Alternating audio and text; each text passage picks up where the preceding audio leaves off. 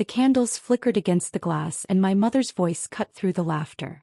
80,000 for Leah's studies in Paris, she said, lifting her glass. Forks paused. The room hummed with approval. Then I asked quietly, "What about me?" She didn't look up. "You don't deserve any help." The air thickened, perfume stake in silence. I smiled, nodded, and let the moment burn into memory. That was the last dinner I ever attended. 4 years later, when my sister's car slowed outside my $5 million house, she called my dad crying. None of them knew what I'd done to get there. When I was 10, birthdays meant sitting at the edge of someone else's spotlight. Leah's cake always came with cameras, confetti, and a speech about her potential. Mine came with a bus pass and a lecture about independence. I still remember the bus driver's name, Henry. He used to wave every morning as I climbed on, backpack heavier than my shoulders could handle. The seat beside me was always empty. At home, everything revolved around performance. Mom measured love in results.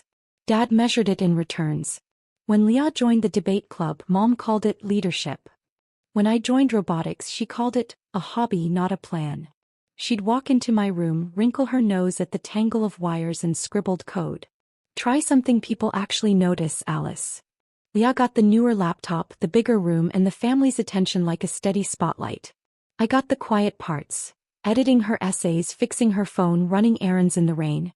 Mom said I was helpful. Dad said I was practical. Neither of those words felt like love. One summer, I won a local coding competition.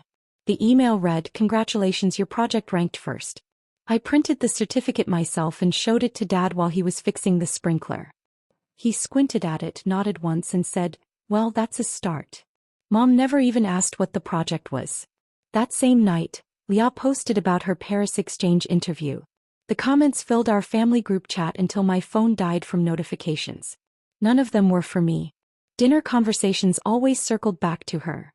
Leah's professors, Leah's grades, Leah's charm. If I spoke, Mom interrupted. "That reminds me, Leah said the same thing last week." So I learned to let silence do the talking. It hurt less than trying.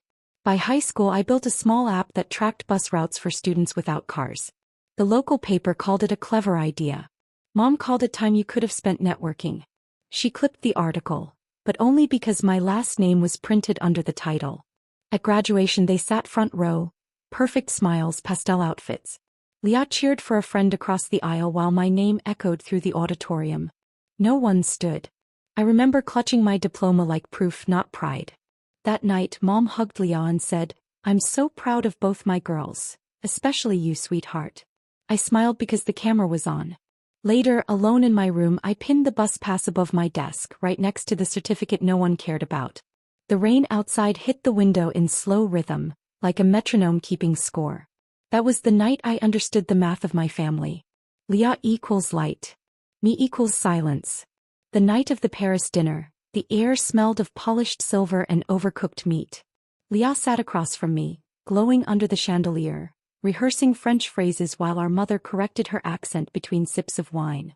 I'd spent the day fixing a bug in the cafe's Wi-Fi, my fingers still smelling of espresso and burnt circuits. Dad cleared his throat. "We finalized everything, 80,000 for tuition, rent, airfare. Leah deserves to focus on her studies, not money." He said it like an announcement, not a decision. Mom nodded proudly, her pearls catching the light. I thought he must have misspoken. 80,000? He nodded. Of course. It's an investment in her future. The word investment stuck like a stone in my throat. "I'm short on my dorm deposit this semester," I said quietly. 2,000 would help. "I'll pay it back." Mom didn't blink. "You don't deserve help, Alice." The sound wasn't loud, but it landed like glass cracking. Even Leah stopped smiling. I waited for Dad to correct her. He didn't. He just refilled his wine. "We put money where it brings returns. You made your own choices." Something inside me went perfectly still. The hum of the chandelier, the scrape of knives, the smell of candle wax.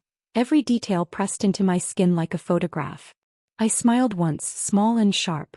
"I understand." No one answered. When I stood, the chair legs screeched across the floor louder than anything I could have said. Outside, the air was cold. Seattle rain had just started tapping on my windshield like fingers counting time. By the time I reached my apartment, my phone buzzed with messages. Don't be dramatic. You'll regret this. I turned it face down and watched the screen go dark. That was the night I stopped asking for fairness. And the night I started building something no one could take credit for. The next morning I deleted every family contact from my phone. No ceremony, no tears, just names turning to blank space. The silence felt cleaner than any apology ever could. My studio in Capitol Hill was small enough that the heater clicked every 10 minutes. The walls smelled faintly of detergent and burnt toast from the neighbor's kitchen. I made coffee, opened my laptop and created a new folder. Life plan. Inside it I logged 3 files: savings, goals, projects. I wasn't sure what I was building, only that it would run better if no one else had access. By day I brewed coffee for strangers, fixing the cafe's Wi-Fi when it crashed. By night I coded under the yellow desk lamp, the hum of rain constant against the glass. I tracked every hour, every cent, measuring life in small returns. My only rule was simple: document everything. When people leave holes, data fills them. A few months later I landed a part-time IT job at a logistics startup downtown. Glass walls, white boards, the faint scent of new carpet and ambition. My badge read, Wayfinder Labs, contract engineer. 12 people shared that office, but at night it was mine alone. I stayed after hours, testing lines of code until the sun tinted the blinds gray. That's when Arjun noticed me. He leaned over my desk one evening watching my screen glow. You're optimizing delivery routes? I nodded. Just a side project. He smiled.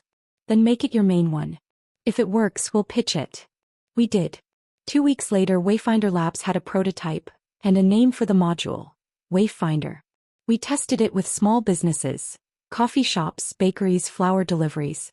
Each dataset I cleaned felt like reclaiming a piece of the control I'd lost at that dinner table. I kept everything: notes, fuel logs, emissions reports, client emails. When the pilot succeeded, Arjun called it innovation. I called it proof. Zoe, my roommate, sometimes dropped by the office with takeout. You're obsessed, she teased, handing me a warm paper bag. I'm building distance, I said. She raised an eyebrow. From what? From permission. The months blurred into graphs and quiet victories. My therapist, Dr. Monroe, once said softly, your parents didn't reward you for being good. They rewarded you for being useful. I nodded. Then I'll make usefulness my own. By the end of that year, Wayfinder became more than code. It became a voice I didn't have to raise. Numbers spoke. Reports replaced arguments. When the company offered to spin it into a startup, Arjun made me CTO and co-founder. We signed the papers in a glass conference room overlooking Lake Union. Rain streaked down the windows like slow static. I signed my name without shaking. Every milestone I'd logged. Every invoice I'd tagged. It wasn't paranoia, it was architecture. Control had shape and I could finally draw its blueprint. The next 3 years were a blur of expansion and quiet triumphs. Wayfinder grew from 2 desks to 2 floors. Our emissions cut model hit national news. An angel investor backed us after seeing our pilot data. I didn't buy new clothes or post about it. I still wore the same gray hoodies and tied my hair the same way. But I upgraded my laptop and kept the old one in a drawer like an artifact from a different version of myself. One evening, while cleaning that drawer, I found a torn note I'd written after that dinner. Call Mom. Crossed out hard enough to rip the paper. I ran my finger over the tear, then folded it neatly and filed it under archived lessons. 4 years passed like that, quietly, steadily, until one small notification changed everything. A real estate app pinged with a new listing. A lakeside home in Medina. I clicked out of curiosity. Then I couldn't stop. The house was minimalist, glass and wood facing the water. Cost $5 million, the same number that had once sounded impossible. I bought it. No cosigners. No permission. No shared names. The morning I moved in, the air smelled like wet cedar and new beginnings. I set my things down in the empty living room, then hung one item on the wall. My green bus pass from my 18th birthday, framed behind glass. Beneath it I wrote in small, tight script, better routes. Better paths. For the first time in my life, silence didn't mean absence. It meant peace. Some nights I'd stand by the glass wall, watching the rain trace slow lines down the window. My reflection was faint, almost ghost-like, but solid enough to trust. The house was still except for the hum of the washing machine in the distance. I'd think of my parents sometimes, not with anger, just curiosity. Whether they still believed worth was something to invest in. Whether they ever wondered about the daughter who'd stopped asking for help. Then I'd close the laptop, check the payments, and shut the lights one by one. The lake outside shimmered in silver. This time I wasn't running from their silence. I was mastering my own. It happened on a Saturday. Sunlight slipped through the wide glass panes, turning the floor into strips of gold. Ethan and I were about to leave for the farmer's market when my phone lit up with an unfamiliar number. I almost ignored it. Almost. Then instinct made me swipe. Alice? It's me. Leah. Her voice trembled, scattered between breaths. I just drove past Medina. Your name's on the gate. Do you really live there? Outside, the sprinklers clicked in rhythm with her silence. I answered softly, What are you trying to ask, Leah? She inhaled sharply. Why do you have that? The call dropped before I could reply. I stared at the screen until it dimmed, reflecting the faint outline of my face against the glass. Within an hour, messages started pouring in. Mom, Dad, Aunt June, Grandma. All names I hadn't seen in years. Each voicemail carried the same shape of desperation, wrapped in different tones. Mom's voice came first, polished and performative. Leah said something unbelievable. Darling, call us. She's upset. You can't let jealousy divide this family. Then Dad's measured and heavy. Maya, it's your father. Let's talk as adults. We're still family. That word again, family. It always arrived when they needed something. By evening, a courier delivered a letter. Cream paper. Expensive handwriting. Elaine Collins. The first line pretended warmth. Leah's expecting. You'll be an aunt. Maybe it's time to heal. Then the calculation unfolded. Your father's been struggling with work. The roof needs repair. Family supports each other. And the final line, perfectly sharpened. I know you're not a cold person. I folded the paper once, twice until it fit neatly into the trash. That night I didn't cry. I didn't even get angry.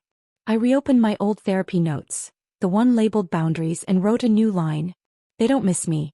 They miss the role I used to play. 3 days later I sent 2 letters. The first to my mother. Mom, if contact is to continue, 3 conditions. No money. No guilt. No surprise visits. I don't need apologies. I need space. The second to my father. You called it investment and return. Here's mine, freedom. Let's close the account properly. He replied with a single text. Meet me in Fremont. Thursday 10 a.m. The cafe near the bridge smelled of rain and burnt espresso. He arrived on time, coat still pressed, eyes dimmer than I remembered. You look different, he said. Better or worse? Different is fine. He tried to smooth things over, calling Mom's cruelty misunderstood. I listened quietly until he said, We did what we could. Parents make mistakes. I met his eyes. It wasn't a mistake, Dad. It was math. He blinked. Math. You invested $80,000 in image. I built value out of nothing. The difference is honesty. He didn't argue. Just stared at his untouched coffee, steam fading into nothing. When I left I said, You don't owe me anything. That's the point. A week later came the gala, Seattle's annual education fundraiser. Wayfinder Labs was sponsoring the new STEM scholarship. The hall shimmered in gold, the air thick with perfume and conversation. Ethan squeezed my hand. You ready? I nodded, spotting them before they saw me. Mom in pearls, Leah in pale blue, her pregnancy softening the sharpness of her face. They approached, smiling for the crowd. Mom's voice was honeyed steel. We came to congratulate you. You've done so well. But remember, success means giving back. Leah's preparing for the baby and your father still needs that roof. I let her talk, then turned to the host. Excuse me, I said calmly. A stage assistant appeared with a pearl-white envelope I'd prepared earlier. I took the microphone steady. Tonight, I'd like to make a personal contribution. $80,000 to fund scholarships for young women told they don't deserve help. The hall fell silent. Then applause broke, rolling like thunder. I looked straight at my mother. You once called it an investment, I said softly. So do I.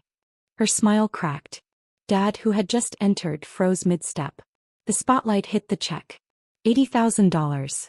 Signed, Alice Collins. It glowed under the lights like quiet justice. When the applause faded, I walked off stage, past their stunned faces into the cool Seattle night. Rain had started again, thin, steady, cleansing. After the gala, I didn't post a thing. No photos. No captions. No statements. Silence spread faster than any headline. The next morning, the city was washed in mist. I stood by the lake, barefoot on the cold wood deck, the water silver under the soft rain. My phone stayed inside, face down. It hadn't rung since that night, and for once that silence didn't feel like loss. It felt earned. Inside the house was still.